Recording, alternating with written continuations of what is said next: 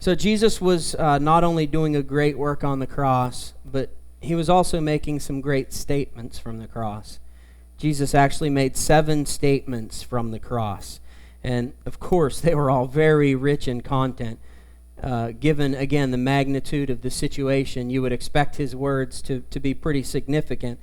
And surely they were. We don't have the time tonight to go through all 7 of those statements in detail. I wish we could, because they're amazing. The things they teach, the things they show us and reveal to us, they're absolutely amazing. But what we're going to have to do tonight before reading verses is just take a look at a quick outline of those 7 statements. I do at least want to share them with you and give you an outline of those, because if you will write this outline down, or maybe you have a memory that I just cannot relate to, maybe you can remember this all, but if you somehow remember this outline, then no matter what statement you read from Jesus on the cross, it'll give you a really good idea of what section and what time frame of the cross you're looking at. And that's pretty helpful when you're reading the statements, because in the gospel, some authors don't cover certain statements, some do, and when you read them and you try to put them all together, it's a little bit of a mess trying to figure out where they all go. So tonight I want to help you with that a little bit before we get started reading. To back up, we know that Jesus was crucified at 9 a.m., and we know that Jesus died at 3 p.m., and that he was on the cross for a total of 6 hours. All right, so beginning at 9 a.m., the time of the crucifixion of Jesus, Jesus made his first statement from the cross. And this statement was made in the process of being nailed to the cross. Keep that in mind when you hear the statement. Statement number 1 is this: Father, forgive them, for they know not what they do. That's a pretty strange time for a man to be able to make such a statement.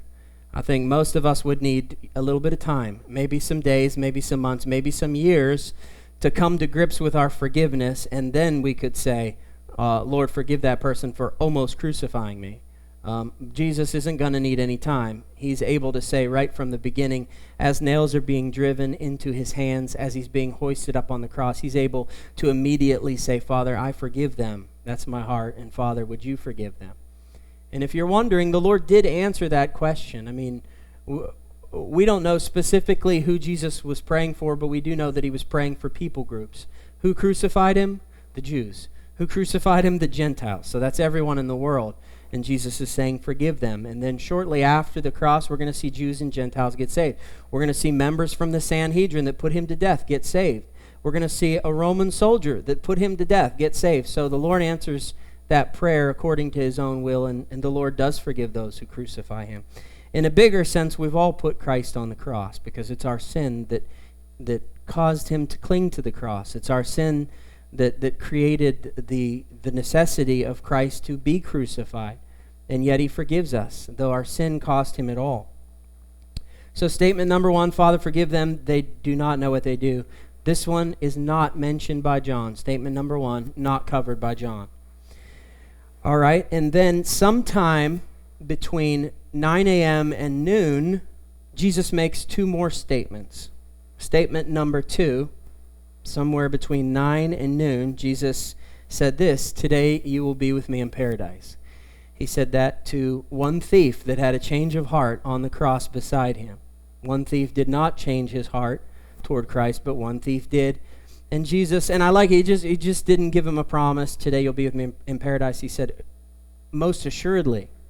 In other words, I assure you, I guarantee you, my promise is good, I promise you, today you'll be with me in paradise. John does not cover this statement either. So statement number 1, statement number 2, not mentioned, not covered by the Apostle John in the Gospel of John. Statement number 3 was this: son, behold your mother, mother, behold your son. That was spoken to Mary, his mother, and the Apostle John, the writer of this gospel, and we studied that last week, so of course that means it was covered by John. All right, so statement 1 not covered, statement 2 not covered, statement 3 covered. All right, at noon, then, Jesus makes one statement at noon, and this is statement number 4, the 4th one.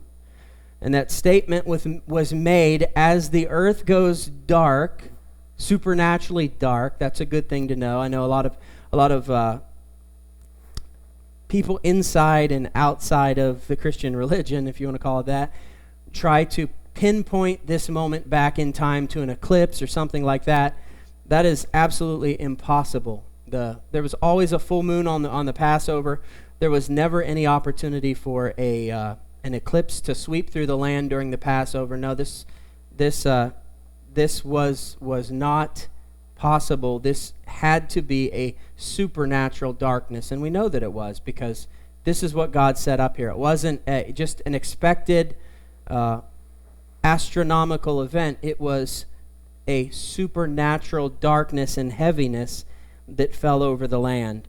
And statement 4, as the earth goes dark, is this: my God, why have you forsaken me? Or in the Aramaic, Eli, Eli, lama sabachthani. You might have that in your translations. My God, why have you forsaken me? Statement 4 is not mentioned by John. Then from noon, so Jesus makes a statement at noon. Now we enter the last 3 hours of Christ's time on the cross. And from noon to 3 p.m., after Jesus makes this statement, as the earth goes dark, there is an ominous silence and darkness, and not a single word of that is mentioned by John. He doesn't cover anything that takes place between these 3 hours, 12 to 3.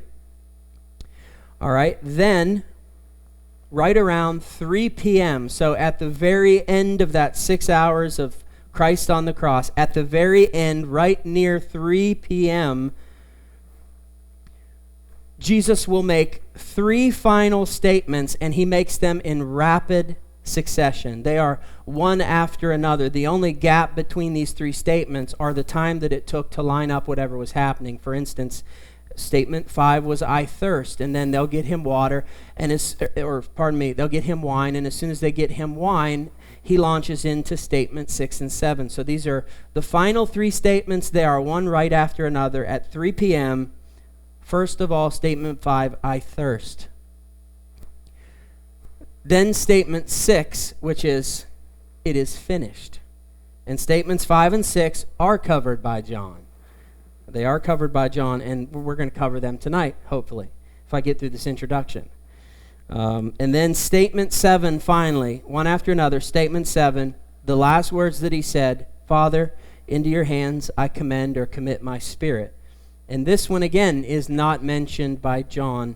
He does allude to it, though, so that's good. And don't forget that when Jesus made this statement, Father, into your hands I commit my spirit, this was during the 3 hours of silence and darkness from God. This is when Jesus felt forsaken by the Father. This is when Jesus is separated from the Father because of our sin.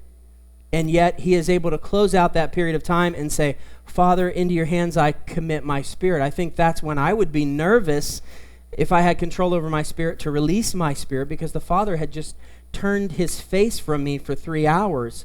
And I'm not sure I would want to leave that 3-hour period feeling very confident that my spirit would be safe with God. But what Jesus knows is that the moment that he releases his spirit, the flesh is gone. The flesh that has taken upon himself all of our sin is gone. The flesh is dead, and the sin with it, our sin that's on him, is dead and gone. And as he releases his spirit, then he knows that his spirit is going to be reunited with the Father. Now, his spirit is reunited with the Father. He has that same connection with the Father that he did while he was on the earth. He will not be reunited with the Father bodily, totally, until the moment of the ascension. And so for those 3 days, Jesus has separated himself, spirit from body, and his spirit is not passive. His spirit is working. His spirit is doing stuff, accomplishing stuff as his body is in the tomb. And I hope we get a chance to talk about that perhaps next week, maybe if we get a chance at some point in this message. But a lot of things were going on during those 3 days, pretty enormous things that Jesus is accomplishing in his death. You know, he's dead, but he's still working. He's accomplishing stuff. So, those are the 7 statements. And with that said, let's go ahead and begin reading tonight, verse 28. And in verse 28, real quick, we're gonna hear the fifth statement of Jesus from the cross, and then in verse 30, we're gonna hear the sixth statement, and then John is not going to mention the final statement, as we've said, but what he does is he puts a handy little marker in there for us in his gospel to show us where that seventh statement sits chronologically in the whole time frame. So that's going to help us. Let's read verse 28. After this, Jesus, knowing that all things were now accomplished, that the scripture might be fulfilled, said, I thirst. Verse 29. Now a vessel full of sour wine, or inferior wine, or cheap wine, vessel full of sour wine was sitting there, and they lifted a sponge with sour wine, put it on hyssop, and put it to his mouth. So verse 28 briefly brings us back to the realization that although a lot of divine things are happening with Jesus on the cross, there are also human things happening. And John, of course, focuses on the deity of Christ, but John never completely leaves those opportunities to show us a clear picture of the humanity of Christ. And you have to understand John's mindset coming into the writing of his gospel. During the time, Gnosticism was the great heresy that was sweeping through the church. It was the first great heresy to hit the church, really, Gnosticism. And what Gnosticism is it's the belief that Jesus didn't have a body, that he really wasn't truly flesh. That belief of Gnosticism embraced the deity of Christ, which is, it's totally backward from what I would expect. Like today, what's our problem? Our problem today is not convincing people that Jesus was a man. I mean, we have that recorded in history. Today, our problem is convincing people that Jesus was God. That wasn't the problem in the church among the Gnostics. The problem was trying to convince the Gnostics, this little sect of the church that was splintering off, trying to convince them that yes, he was God, he was deity, but he also did have a fleshly body. And a lot of really strange beliefs came out of Gnosticism. They used to teach that Jesus didn't have a body, he was like an apparition, and that, when he would walk in the sand by the seashore, he wouldn't leave tracks, and that's how he walked on water, and that's how he did all these things. So it was a belief that was floating around. John takes every opportunity he can to combat that and let people know, look, he really was human here, and we see that in human need, in the form of thirst. We see him reminding us that though his divinity never gets weakened and is as strong as it can be, yet his body is starting to wear out. His body is weakening. His body is reaching the point where it almost can't take it no more. And thirst was one of the last things to hit you when you were being crucified. Usually that thirst, and then shortly after that thirst, you were to die. These are kind of like the last moments here. And so a hyssop plant, I should say a hyssop reed is taken. It's something that had a spongy, flowery top on it. It was used medicinally back in the Middle East. They still use it today, actually. It has like cough syrup properties. It has like expectorant and cough suppressant properties and all this sort of thing. And I'm trying to look at this passage as much as I can, because like you hear about the sour wine that's used. That's what, in our equivalent, alcohol. And then you look at the flowery top and the expectorant properties and the cough syrup properties of the hyssop plant that's used, and you think to yourself, when you combine them together, what do you have? You have cough syrup. That's what cough syrup is. It's this stuff that gives us these cough syrup properties, and it has a little tiny bit of alcohol in it. And all of that, what that does is that helps to ease the throat and the sinuses. It opens you up, that sort of thing. But I can't really set that forth based on what I see here, because I think what's taking place is that they've just used the reed of the hyssop plant, which is, that thing could grow like 8 to 10 feet long. And I think what they're doing is they're just using this reed from the hyssop plant, and they're putting a sponge on top of it, and then they're soaking that sponge. Well, they soak the sponge first in the sour wine, put that sponge on top of the reed, and then of course, reach it up to the mouth of Jesus so that he can wet his mouth. I don't know why I thought of this, but I thought of the movie The Passion of the Christ, and I'm pretty sure in that movie they take a spear and they stick the spear into the sponge and they raise the spear up. But the Bible specifically tells us it was hyssop. Not that that matters too much, but when you study the Bible a lot, you pick stuff apart and you're like, well, that didn't happen. They didn't use a spear. They used a reed. Come on, people, get it right. I'm turning this movie off. But it was a hyssop, and the hyssop plant was significant, and I think a good statement here last minute to remind people of the Passover, the first Passover. That we know is what Jesus is signifying and fulfilling on the cross. He's fulfilling the fact that he is the fulfillment of the representation that we found from the beginning in that first Passover. If you know the story, in that first Passover, God instructed them to take a hyssop plant and use the hyssop plant essentially as a paintbrush to do what? To apply the blood from the sacrificed lambs onto the doorways of the homes that were to be spared when the death angel passed through and would then slay all the firstborn. It was the hyssop plant that was used as the application of the blood. And of course, there are good tie-ins to what's taking place here. And a good last-minute reminder that Jesus is the fulfillment of that original Passover. All right, so we have to ask a question as we look at the sour wine here. Jesus was already offered wine. And the first time that he was offered wine on the cross, he refused it.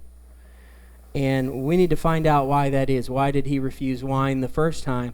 Why is he not refusing wine the second time? Well, first off, the first time that he was offered wine on the cross, he was offered wine mixed with myrrh. So here's that word again, myrrh. We just talked about that. No more jokes. But so wine mixed with myrrh. Yeah, we found out last week, I think it was, right, that myrrh was used as an embalming spice. But they had another use for myrrh, and it was as a painkiller. It was a good painkiller. So when you mixed myrrh with wine, you now have like NyQuil. You have something that's going to relax you and help you to deal with the pain. And Jesus refused the wine that had myrrh mixed with it because it was his plan and his intention not to cut corners, not to say, look, if I got to die for Arlyn, I'm at least gonna, I'm gonna take the edge off. Give me the wine with the myrrh. Take the edge off a little bit. No, Jesus was determined to go through every bit of the cross and experience every bit of the pain, not take any shortcuts, but pay the full price for our sins so that all of our sins could be covered, not just the bad ones. Or on the flip side, not just the surface ones, but all of our sin. But now he's offered wine on a hyssop reed, and he takes it. And the question is why? Did he get weak and finally give in? The wine would have a little bit of a relaxing effect, a painkiller effect. Is he finally weakening and saying, look, I just can't take it anymore, the pain is too intense, and I need something to help a little bit? And of course the answer is no, he's not doing that. What Jesus is doing is he knows that this is the end. And he knows that he wants to make these final statements, these final two statements. We're down to number 6 and 7. And I think what we're seeing here is that Jesus wants those final two statements to be as loud and as booming as they possibly can. And so this is just a natural, normal approach. He is completely dry and parched from hanging on the cross and losing fluids. And what he wants to do is wet his tongue and his throat one last time, get the most out of his vocal cords so that his final two statements can be with some punch, right? The Gospels tell us that when Jesus makes this next statement, it is finished. The other Gospels tell us that Jesus said, it is finished. John tells us that it is said by Jesus that it is finished. But there is some more detail in the Gospels. We find out in the Gospels that in Mark chapter 16 and verse 17, actually, I believe it was where we covered it, that one of the Gospel writers tells us he didn't just say it is finished. Scripture says he cried out, it is finished. In other words, he put everything he had into these final two statements. And I suggest that the sour wine that was used was specifically for that purpose, to clear the throat, to give him strength of vocal cords, so that the projection could be there in these final few statements heard. Verse 30, so when Jesus had received the sour wine, he said, "It is finished." And bowing his head, he gave up his spirit.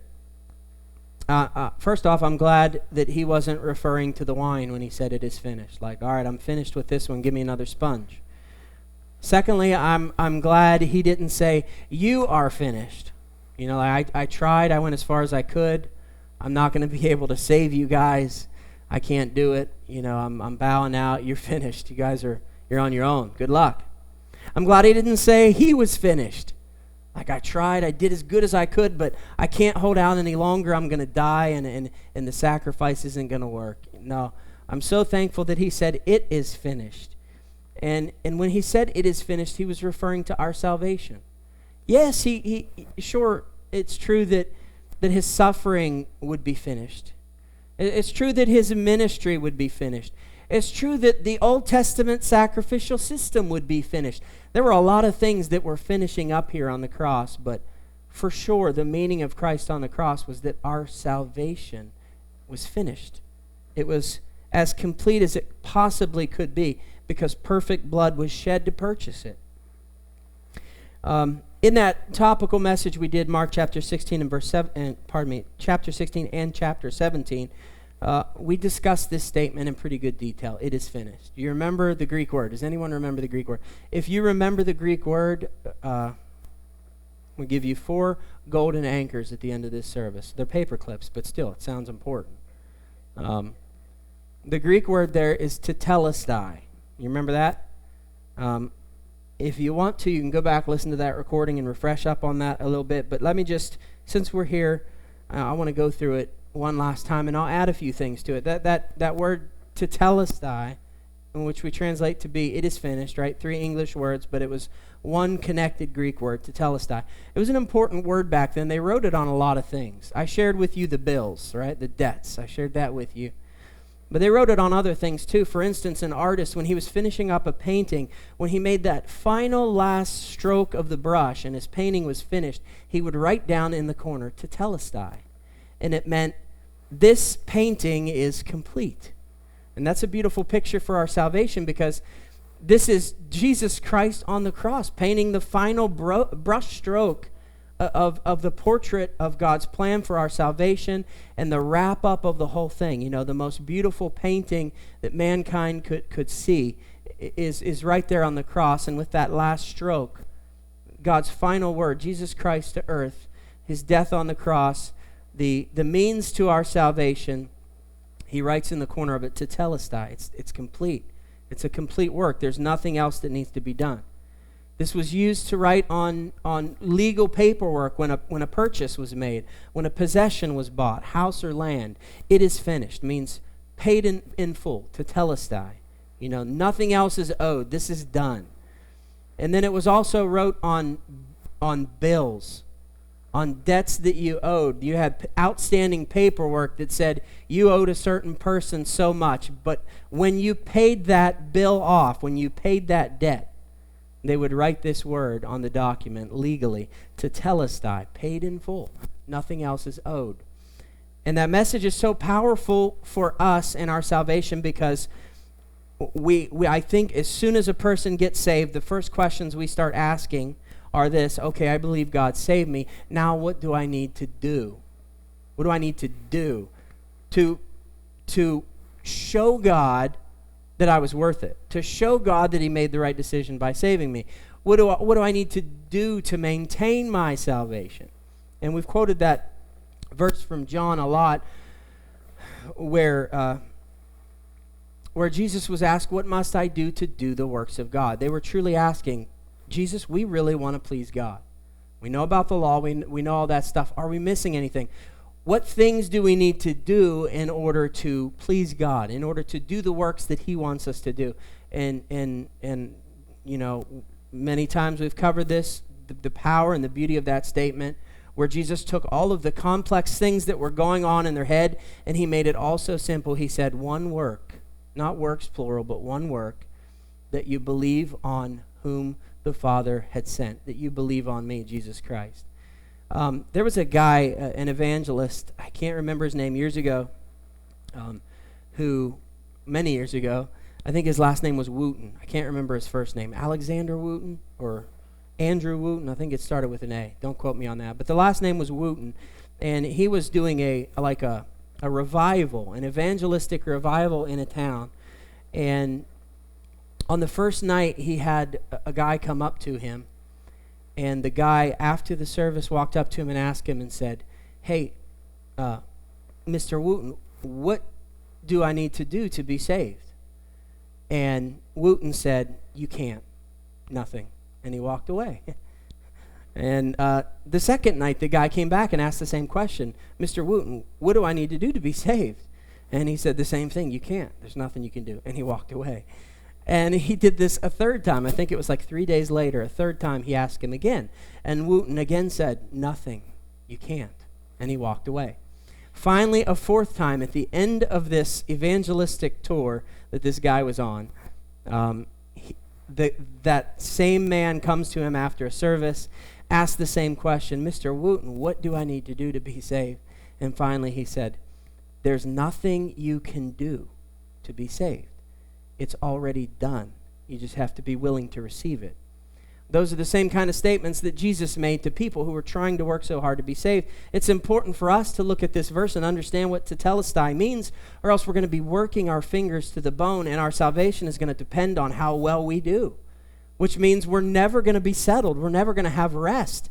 We're never going to have peace that God has truly saved us. We're never going to be able to come into that state of mind where we know that when the day comes and God calls us home and we have our appointment with death. I'm not going to die, though. I'm going in the rapture, working that one out with the Lord. But when we do have that appointment with judgment and before God, that confidence that we know we're saved, you'll never have that unless you understand what Jesus meant when he said, it is finished, paid in full, tetelestai. He meant there's nothing else that you need to do.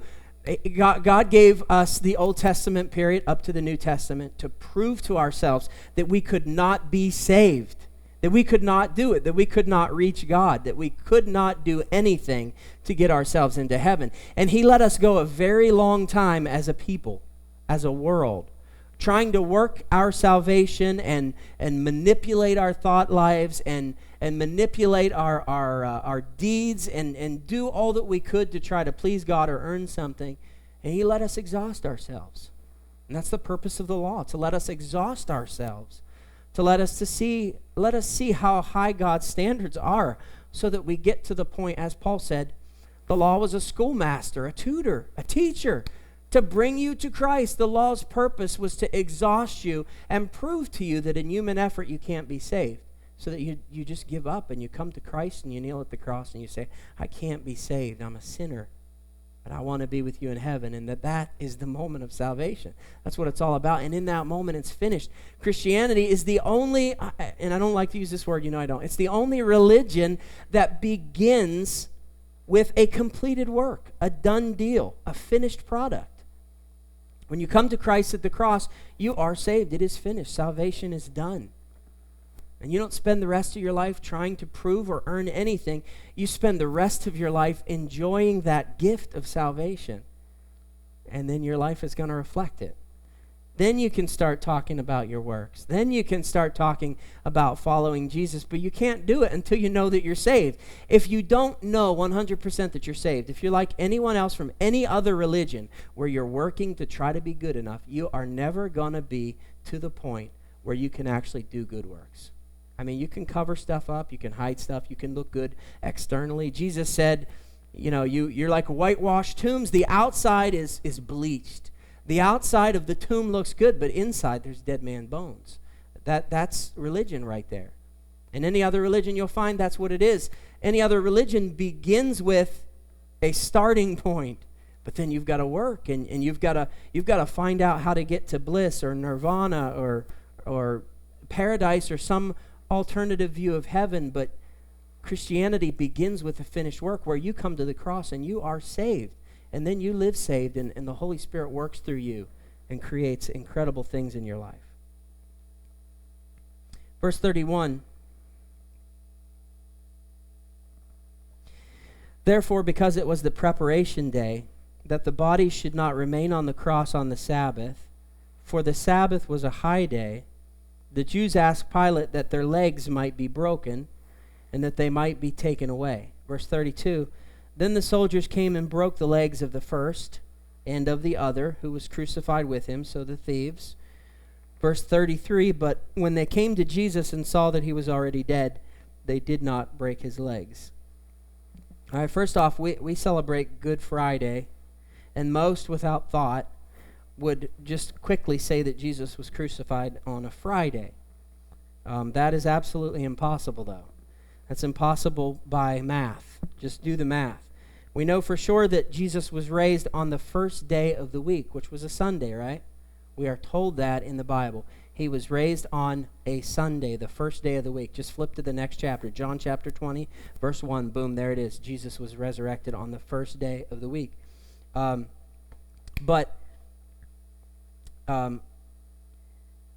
if we know the day of resurrection, Sunday, if we know that that was the day of resurrection, then all we have to do is do backward math, and we're going to find out that Jesus could not have been crucified on a Friday. Because of prophecy, because of the words of Jesus, Jesus told us flat out, he said, as Jonah was in the belly of the well for 3 days, he said, so will the Son of Man be in the heart of the earth, the center of the earth, the belly of the earth, for 3 days and 3 nights. Now, if you do the math from Sunday and work your way backward, if you put the death of Jesus on a Friday, you do not get 3 days and 3 nights of death. You get 2. He could not have been crucified on a Friday.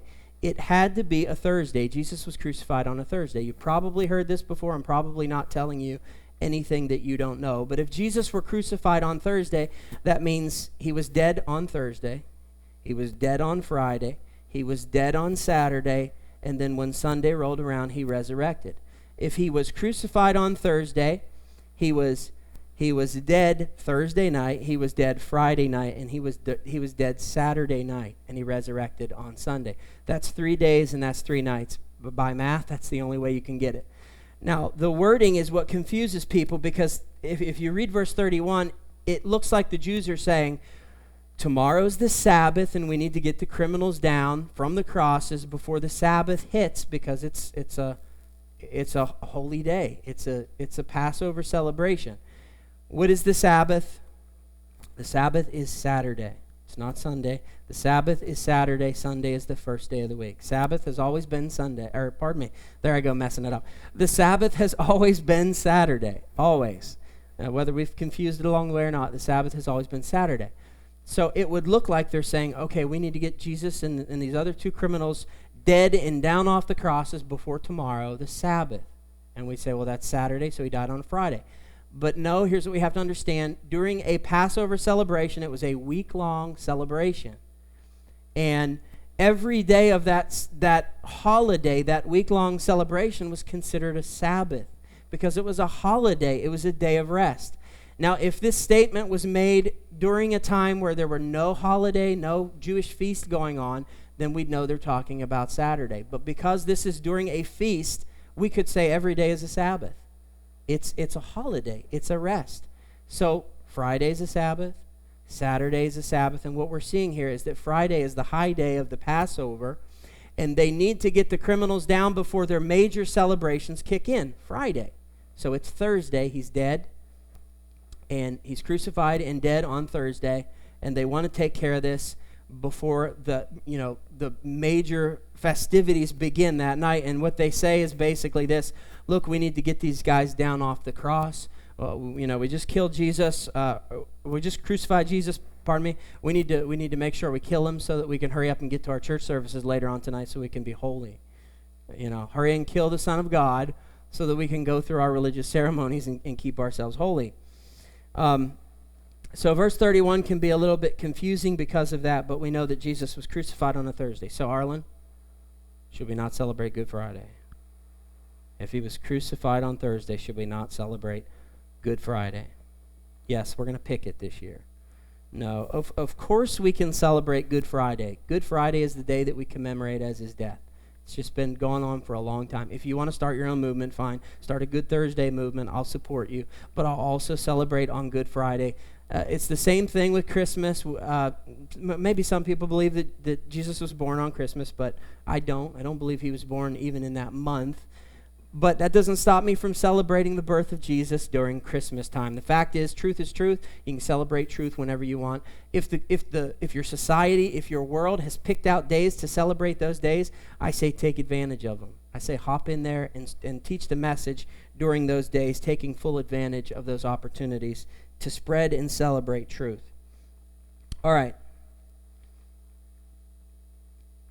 Now we see in verse 33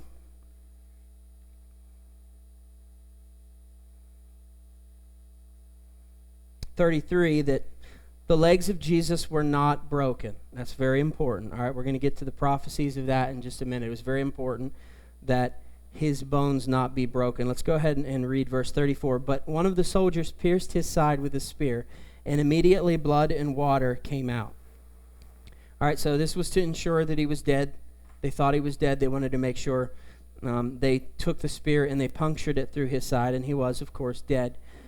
We talked about this a good bit too. Cause of death was what? Rupture of the heart. That's a medical sign that when you puncture the rib cage and you get that mix of blood and water that comes out, it means the heart has burst. That was the cause of death. So, and we said there when we covered that that Jesus died of a broken heart over you. And Jesus loved you so much his heart burst. That Jesus died broken over your sin. There's a lot of different tie-ins that we could make there, but all very meaningful and impacting. Verse 35, and he who has seen has testified, and his testimony is true, and he knows that he is telling the truth, so that you might believe. John's talking about himself here. And this is, I'm glad this is in here, because you almost forget, as you're reading this story, that John actually witnessed this stuff. He saw this. The statements, they're locked in as truth. John was there, he heard, he saw, he was an eyewitness to these things, and he so completely and thoroughly believed his story that he defended it to his death and he took it to his grave. He never changed his story. He never wrote another, the Gospel of John Part 2 or the Gospel of John, the true story. There was never an amendment to his story. He stuck with this. And he says to you guys, this is the truth. I saw it. I was there. I witnessed it. And he says, you guys should believe it. We should believe it.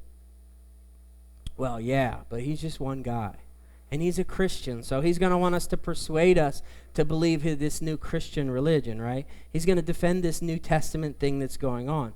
Well, you don't have to listen to him if you don't want. You don't have to believe him.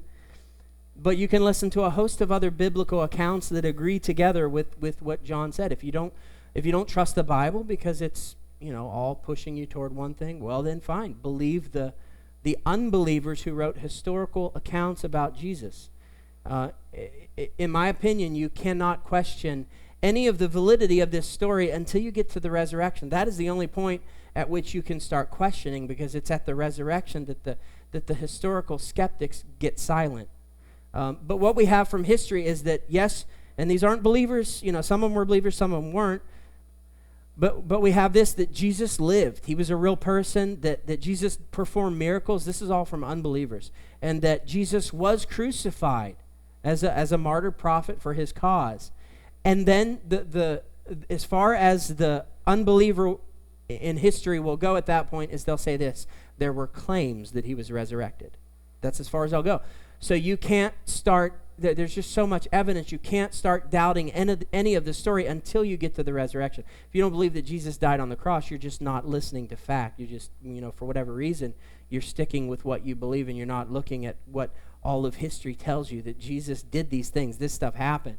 Now, when you get to the resurrection, we're told on many accounts that he rose again, and there were over 500 people that saw him in one time and said, yeah, he's back from the dead. That's where you got to decide if you want to believe. But did Jesus die? Was he crucified? Yes, he had died and was crucified for sin.